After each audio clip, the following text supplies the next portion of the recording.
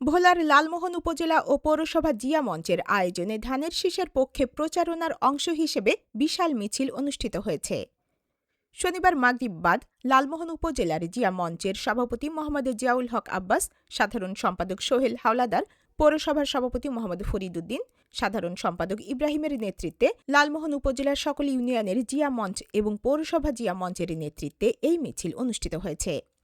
মিছিলটি লালমোহন বাজারের প্রধান সড়ক প্রদক্ষিণ শেষে মেজর অবসরপ্রাপ্ত হাফিজ উদ্দিন আহমেদ বীর বিক্রমের বাসভবনের সামনে গিয়ে মিছিলটি শেষ হয়। এ সময় মেজর অবসরপ্রাপ্ত হাফিজ উদ্দিন আহমেদ বীর বিক্রম জিয়া মঞ্চের সকল নেতাকর্মীদের শুভেচ্ছা জানান এবং সবাইকে মাঠে ধানের শীষের প্রচারণা করার আহ্বান করেন। এ সময় মিছিলে লালমোহন পৌরসভার সম্পাদক মোহাম্মদ কামরুজ্জামান বাবুল যোগ দিয়ে মিছিলে সবাইকে উজ্জীবিত করেন। এ সময় জিয়া মঞ্চের সভাপতি জিয়াউল হক আব্বাস ধানের শীষের মিছিল দিয়ে পৌরবাজারে সবাইকে ১২ তারিখে সারাদিন ধানের শীষের ভোট দেওয়ার আহ্বান করেন।